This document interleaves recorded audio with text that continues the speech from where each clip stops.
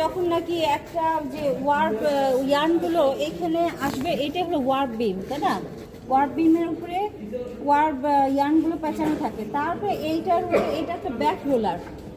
ছবিটা আঁকো, কারণ এটা থেকে এই রোলার থেকে এই রোলারে যাচ্ছে, এই ছবিগুলো আঁকো।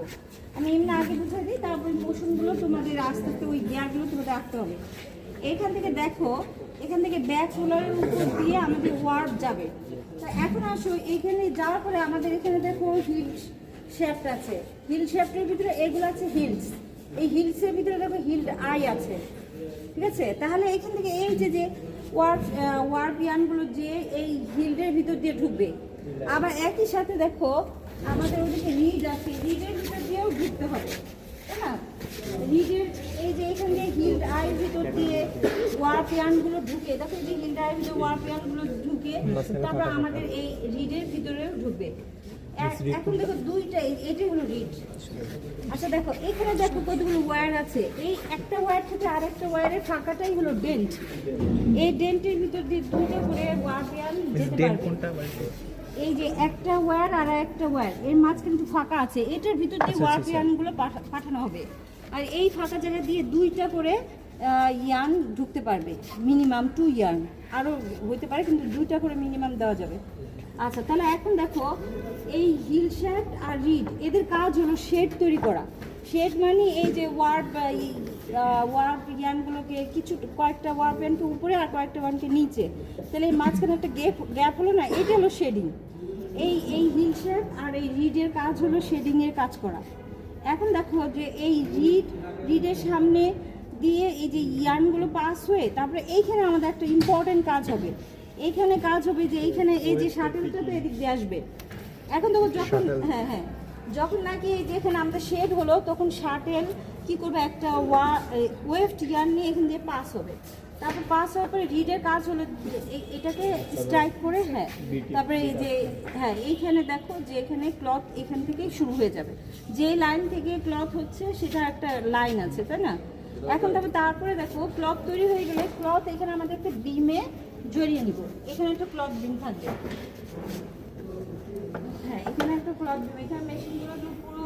এখন আসো যে এই শ্যাফটগুলো এখানে ধরো প্লেন উইভ অনুযায়ী ধরো আমরা এখানে দুইটা শ্যাফট ইউজ করবো।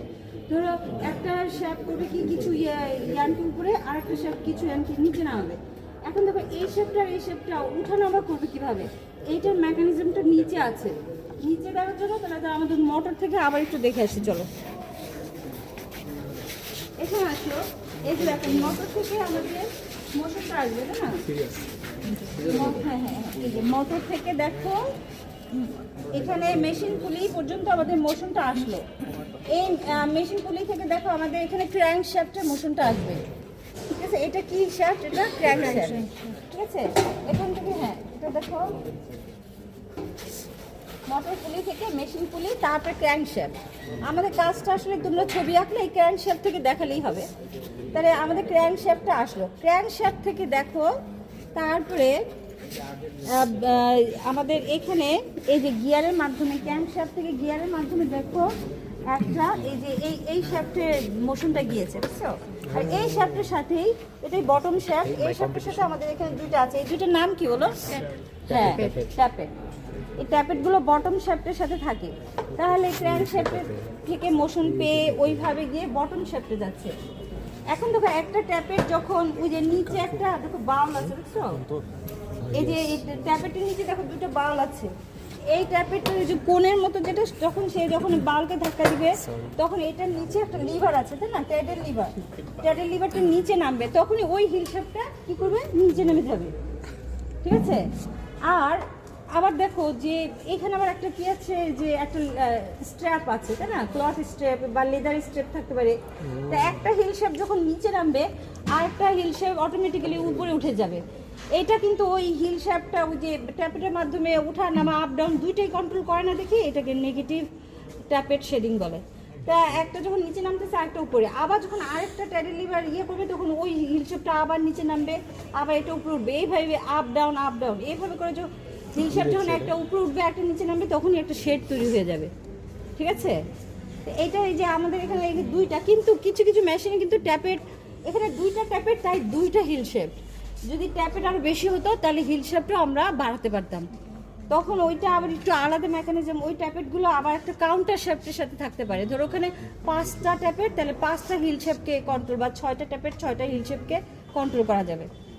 তো এখন আসো যে পিকিং, হ্যাঁ এর যে আমরা বলছি যে আমাদের এখানে একই সাথে কিন্তু ওই যে শেডিং তৈরি হওয়ার সাথে সাথে একই সাথে কিন্তু আমাদের ওয়েস্ট ইয়ার্নকে নিয়ে একটা শাটেল এদিকে চলে যাবে। এটা তো অনেক পুরানো মডেল, এখানে ধরো শাটেল, আবার কিছু কিছু লুমে শাটেল থাকবে না, তো শাটেল লেস লুম, ওটাতে অন্যভাবে ওয়েস্ট ইয়ার্নটা, হ্যাঁ হ্যাঁ।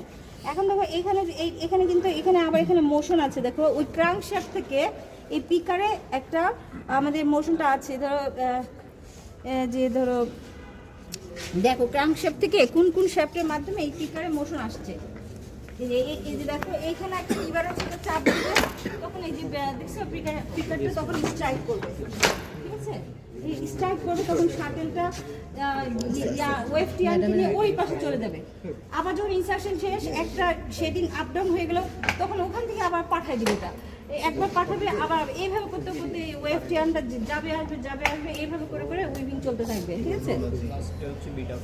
আচ্ছা, এখন তোমরা তাহলে কি করবে যে কিভাবে এই যে এইটাকে চালানোর জন্য এই যে গিয়ারের মাধ্যমে কিভাবে মোশন আসছে, তারপর ট্যাডেল লিভারগুলো মোটর থেকে কিভাবে গিয়ারের মাধ্যমে মোশন পাচ্ছে, এই ছবিগুলো আঁকবে, ঠিক আছে? তাহলে আলাদাভাবে পিকিং এর জন্য আলাদা, আর ওই যে উইভিং এর জন্য ওইটার জন্য আলাদা করে এটা ছবিটা আঁকো, আর উনি একটু চালায় দেখাবে। আপনি একটু চালায় দেখান, তাহলে আমাদের আরেকটু সুবিধা হবে দেখতে। দেখো যে একটা হিল শেপ কিভাবে আপ ডাউন হচ্ছে, এটা এই ছবিগুলো আঁকবে। শুনি না এটার মধ্যে আছে শুধু আপ আর ডাউন করে, মানে একসাথে আপ বা একসাথে ডাউন করে না দুটাতে। নেগেটিভ, এটা অনেক উইকনেস আছে। হ্যাঁ, একটু কাছে দিয়ে রাখো, অনেক শক্ত হয়।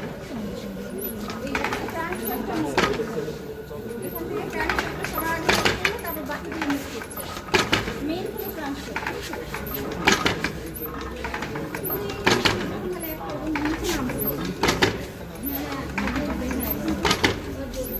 একই সাথে কাজ করে না, এখানে নেই।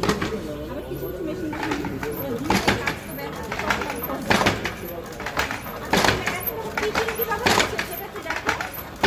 পিকিং দিচ্ছে যে পিকার মাধ্যমে যে বাড়ি দিচ্ছে, স্ট্রাইক করতেছে পিকার। এখন তোমাদের কিন্তু এটা ছবি আঁকতে হবে, বুঝছো? কিভাবে মোশনগুলো যাচ্ছে ছবি আঁকো। এভাবে মোবাইলে বসে আছো কেন?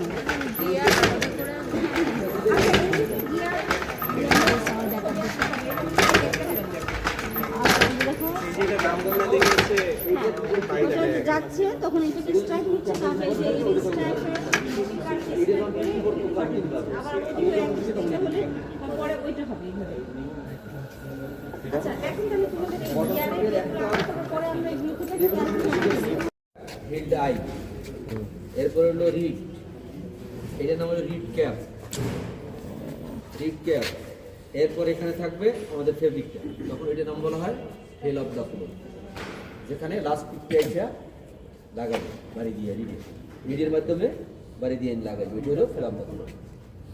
তারপর হলো ফ্রন্ট ডেস্ক, এরপর হলো টেক আপ রোলার, তারপর হলো ক্লোথ রোলার।